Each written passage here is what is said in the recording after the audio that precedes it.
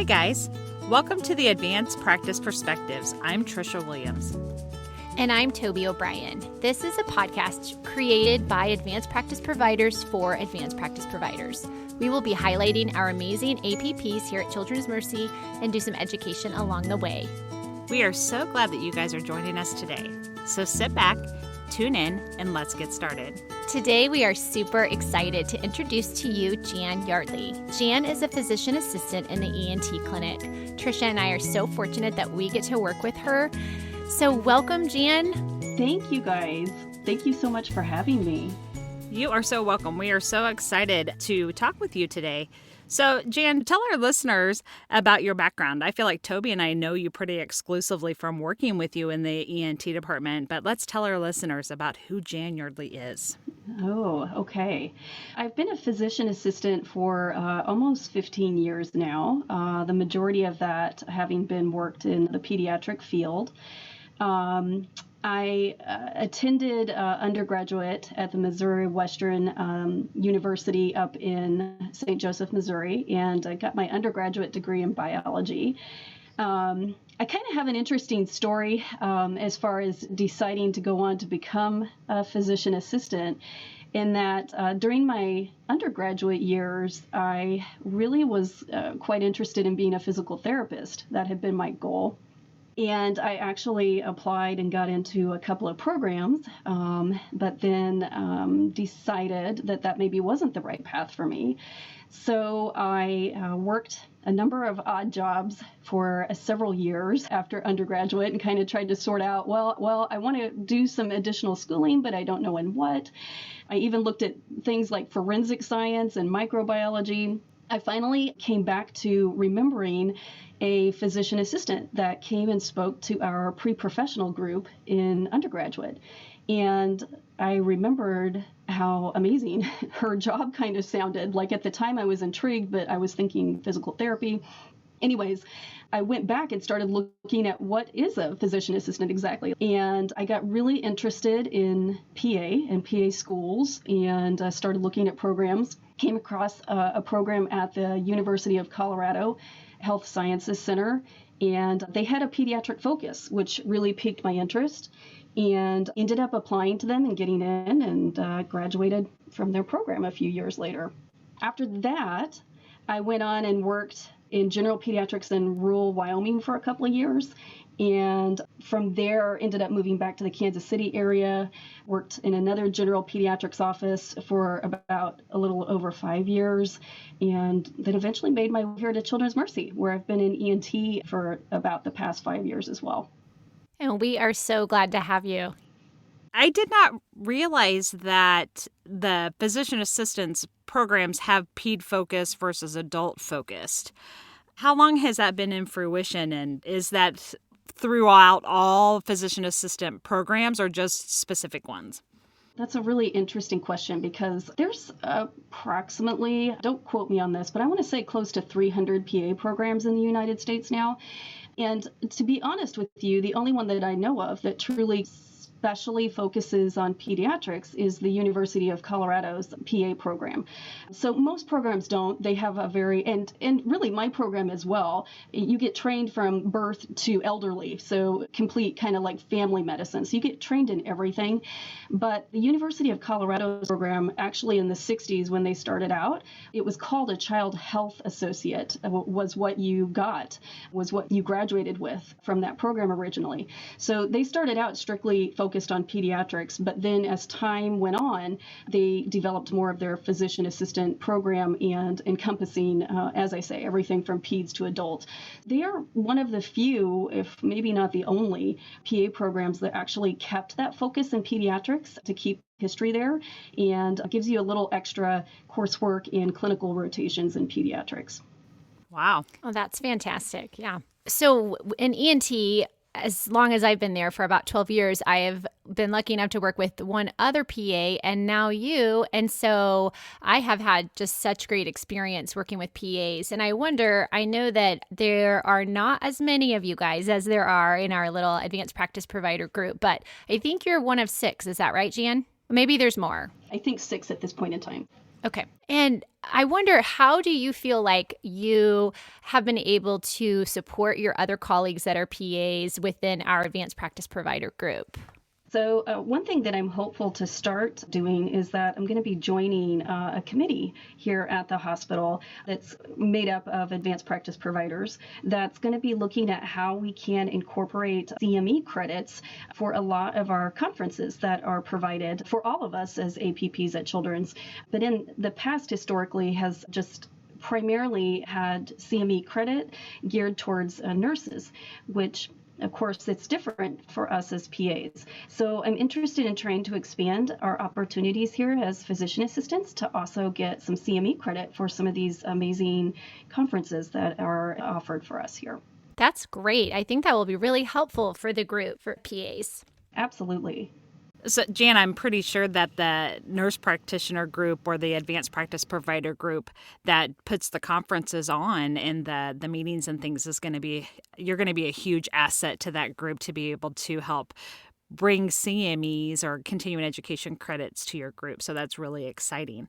I'm going to switch gears here a little bit, and I would love for you to share with our listeners kind of what your current role in our ENT department looks like on a daily basis, kind of what you do. I feel like all of us has a different tract that we take a little bit in the sense of we may work a little more in clinic, whereas we may have some of us that work a little bit more on the inpatient side of things. And so for me, I work in the clinic where pre-COVID, we worked a little bit more side by side with our physicians in clinics, helping to see patients with them. After COVID, we've been working a little bit more independently just in our own clinics, which we had done prior to COVID as well, but we're doing a little bit more now with social distancing guidelines and such in place. And through that, we get to, of course, see the patients, evaluate whether they may be surgical candidates, and get them signed up for surgeries. Or sometimes we're doing procedures on them if we're going to take them and clean their ears out, or getting hearing tests on them and interpreting those. So lots of good things that we do in the clinic to help take care of our patients. Jan, what is your favorite part about working in ENT? Besides working with us. Yeah, true. Besides working with us. Of course. Well, yes. Absolutely. Honestly, that is one of my favorite parts is we really do have a great group of people that we work with. We seriously do. And so that's pretty awesome because we do have a big department. We have lots of people and lots of moving parts. And so it's pretty amazing. Everybody does such a great job to be able to bring an awesome level of care, but have fun doing it in our department. It said, some of the other things that I enjoy, like I super enjoy, that's why I went into pediatrics, just the interaction with kids, a good day, even if you have to do some procedures on kiddos that they may not be super excited about or that aren't always particularly pleasant. Like if you can make that a good experience for them, or at least make it better for them so it's not as scary. I super love those days. I love educating. It's always been something throughout my career that anytime I have the opportunity to talk to parents or patients alike about their health or explain what's going on with them, I love doing education with families. So I really enjoy that aspect of our job in the clinic as well. I love to do that as well. I love the education. I also love the collaborative effort that we have amongst each other, as well as our physician colleagues. I think that we have a great collaborative practice within our otolaryngology department. ENT is kind of second nature to the three of us because that is our home base, but we like to provide some educational tidbits for our listeners. And so we thought it may be helpful to discuss some indications for a tonsillectomy and an adenoidectomy in pediatric patients. And we were hoping that you could kind of give some educational tidbits. I guess I said that twice, but tidbits for our listeners. Essentially, there's a couple of paths that we think about going down when we're evaluating a patient for a tonsillectomy and adenoidectomy or a TNA. And so the first path has to do with getting recurrent tonsillitis. And of course, a lot of times we think about strep throat with that, but sometimes it may not be even necessarily strep positive cases. But if they are getting documented tonsillitis episodes with fever, enlarged lymph nodes,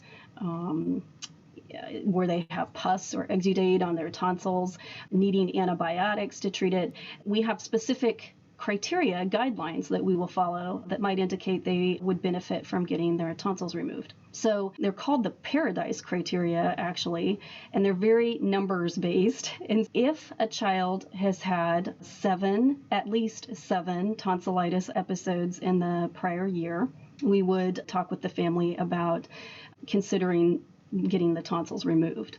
Additionally, there's some other criteria that can be met with those numbers, which include if they've had 5 episodes of tonsillitis in each of the past 2 years, or 3 episodes of tonsillitis in the previous 3 years. So again, very numbers based on that.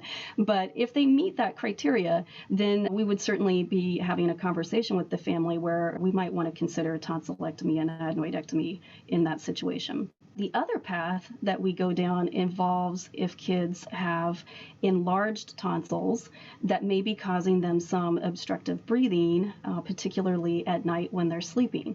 If we are finding that a child may have what we call obstructive sleep disordered breathing, or otherwise known as they may have true obstructive sleep apnea, which we would classify if they had a sleep study that verified that, we might also be recommending having their tonsils and adenoids removed to try to help with that condition, because it is known that obstructive sleep disorder breathing or sleep apnea can certainly lead to some not only nighttime symptoms for patients, but daytime symptoms for them as well. And some of those daytime symptoms we know could be hyperactivity, somnolence, things that are quote unquote what teachers would consider like hyperactivity disorder, where a lot of the times they're just not getting very good sleep. So I think that with everybody being homeschooled, parents might be seeing that a little bit more than the teachers these days, but But not just that, I mean, their growth and development too. Sure, we all tend to forget that the growth hormone is produced at night when we sleep. And if we're not getting good sleep, so lots of reasons why. Yeah, that's what I love, talking parents through that whole process. I don't know, because I feel like it is a big decision, really. I mean, that surgery in particular, I think, is a big deal. And so I love to kind of talk through the risks of the surgery and just making sure that they're going to benefit enough to undergo the risks. But yeah, I love that. I love talking with families about whether or not a TNA would be best for them. So Tricia and Jan, I believe you two are currently working on a project to improve parent understanding of how to take care of ear tube otorrhea. Tell me about that more and tell our listeners about that a bit more. We're very interested in putting together some materials, including a brochure, hopefully, and potentially a video that would talk to families about how to care for their children when they have ear drainage, so that they know what to expect as well as how best to treat it, which in the end, hopefully, will help them get the best results at getting that drainage to go away. And also, we're hoping to be able to put some of this information out there for providers who aren't necessarily an ENT, that can make them more aware about what to expect with ear drainage, how to treat it, and also be able to help provide that information to families as well. If they, for instance, might be seeing them for a sick visit in their clinic or in an urgent care visit, at those times they could also be providing the best information possible. The education that we're developing, the idea of it came from a multi-arm study that we're currently conducting, looking at chronic and persistent ear tube drainage and how to treat it and what's the best practice. And what we have found so far in our retrospective chart review is that persistent or chronic ear tube drainage, or otorrhea, is basically due to a lack of good education, good oral hygiene, and that's oral, not oral, oral. So ear hygiene and how to take care of them. You have to say that correctly, right? So we have found that providing a good educational document, succinct pictures, could potentially improve the numbers of patients that present to clinic with this persistent otorrhea. So we're hoping to get that developed and rolled out probably after the first of the year. So we're excited to move forward with the research study. Great job on that, you guys. I'm excited for that. I think it really will be super helpful. I really do. Jan, we like to end each episode on a lighter note, so we are hoping that you will share something that is fun of how you have taken on the challenges of 2020. I guess it doesn't have to be fun, but just maybe a way that you have taken on the challenges of 2020. Well, it's funny you should say that because, of course, those of us who are guests on here, we start to realize that we are going to be asked this question. So you start thinking about what have I been doing? And that being said, I took on the challenge of anyone who knows me from when I was a child knows I was never athletic. I am generally a major klutz. I just was never really good at sports. And so that being said, I took on the challenge of saying, okay, I can do this. I can be a runner. I had been walking for miles and doing well with that for some time. And I decided, yeah, I can move on. I can be a runner. So I started doing the couch to 5K thing at some point after COVID started. And yeah, that's not easy. Being a runner isn't, you would think you're just going to pick your legs up and go a little faster than walking, but really there's a lot more involved in running. And that being said, you have to be a lot more coordinated than you might think. And I'm close. I'm like towards almost the last week of getting to that 5K. I'm feeling pretty accomplished that before long I'm gonna make that goal. So. I love it. I didn't know you were doing that. That's fantastic. Yay. Way to go. I can't wait to hear how your first 5K be? Will you do a race or will it be, what are you thinking? Unless you want people to know what 5K you're going to run. Yeah, the turkey trot. No.